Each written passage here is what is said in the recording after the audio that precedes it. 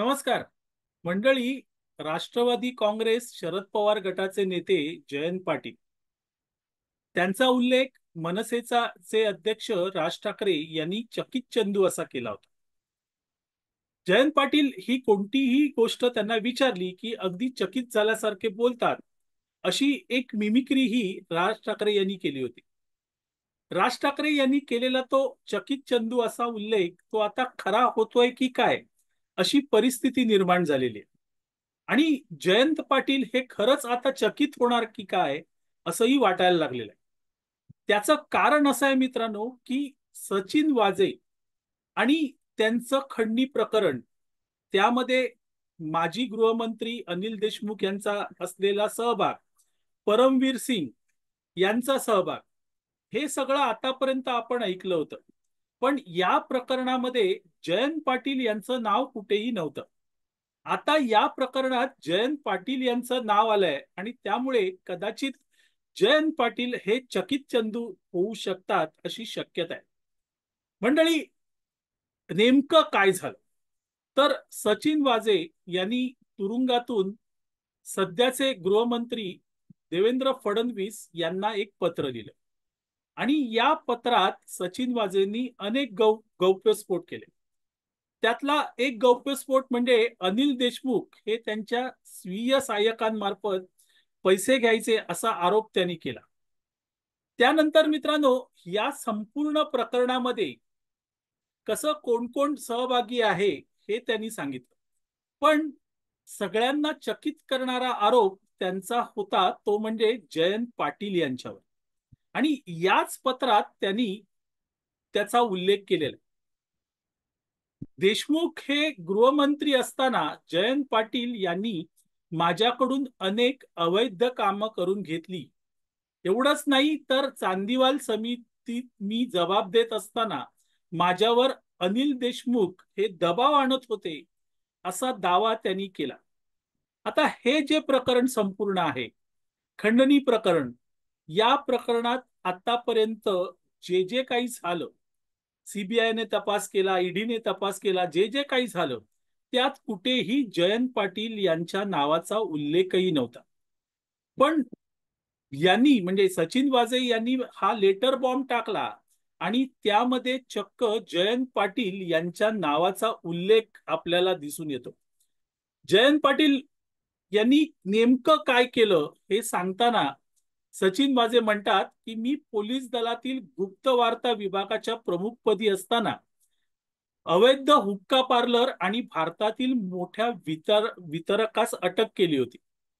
ही अटक केल्यानंतर जयंत पाटील यांच्या शासकीय बंगल्यावरून आरोपींना सोडण्याबाबत आणि त्या बदल्यात दुसऱ्याला अटक करण्याबद्दल फोन आला, असं सचिन वाझे यांनी सांगून टाकलं. आता सचिन वाझे यांनी एवढं सांगितलेलं नाहीये. सचिन वाझे यांनी सगळे पुरावेही जपून ठेवलेले आहेत आणि याबाबत सचिन वाझे म्हणतात की वाझेने जे याबाबत ते म्हणतात की हे जे संभाषण झालं, तो बंगल्यावरून फोन आला जयंत पाटलांच्या, ते संभाषण मी रेकॉर्ड केलंय आणि ते सीडी द्वारे ती माहिती समोर येईल. म्हणजे काय तर हे प्रकरण जवळजवळ लोकांच्या विस्मृतीत गेलं होतं. पण आता ते प्रकरण पुन्हा बाहेर आलं आणि त्यात चक्क जयंत पाटील यांचं नाव आलं. आणि हे नाव आल्यामुळे जयंत पाटील तर निश्चितच चकित झालेले असणार. आणि जसं राज ठाकरे म्हणतात की त्यांचा चकित चंदू झाला असणार. या प्रकरणाला हवा देण्याची खरंच काही गरज होती का, असा सवाल आता सगळ्यांना पडला असेल. विशेषतः अगदी राष्ट्रवादी काँग्रेसमध्ये जे जे मुख्य नेते आहेत, शरद पवारांपासून ते अगदी जयंत पाटील यांच्यापर्यंत या सगळ्यांना पडला असेल. खरं म्हणजे श्याम मानव यांनी हे प्रकरण बाहेर काढलं. हे प्रकरण लोकांच्या विस्मृतीत गेलं होतं. या प्रकरणात पुढे काय होतंय हे जाणून घ्यायला कोणीही उत्सुक नव्हतं. की हो, कोर्टात गेले, आता कोर्टामार्फत कारवाई होणार. एखादं प्रकरण भारतातल्या कुठल्या कोर्टात गेलं की ते वर्षानुवर्ष चालत राहते. हा भारतातल्या जनतेचा अनुभव आहे आणि त्यामुळे जनता विसरून जाते. पण श्याम मानव यांना कोणी निर्माण केलं? अचानक त्यांना कुठून कोणी बाहेर आणलं?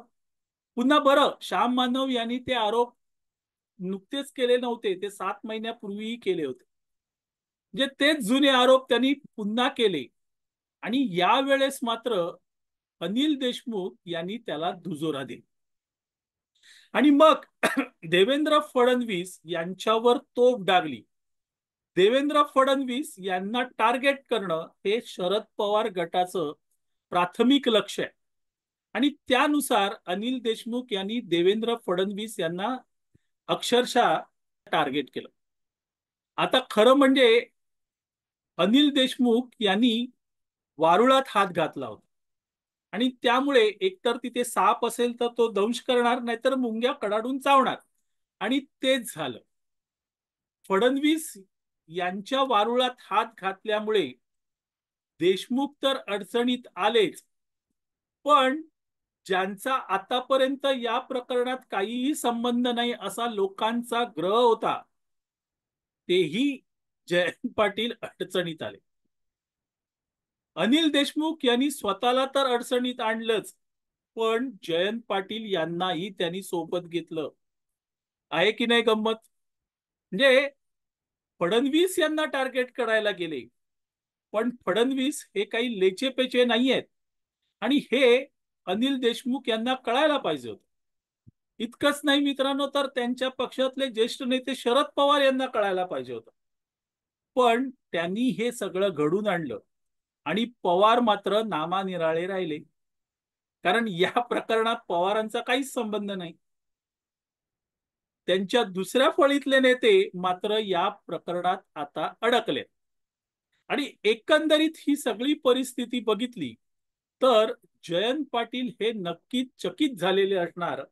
म्हणजेच त्यांचा चकित चंदू झाला आहे का, असा प्रश्न विचारावाच लागतो. असो मंडळी, तुर्तास इथे थांबतो. आपल्याला हा व्हिडिओ आवडला तर लाईक करा, शेअर करा, लक्षवेधला सबस्क्राईब करा. मी आबा माळकर आपली रजा घेतो. धन्यवाद.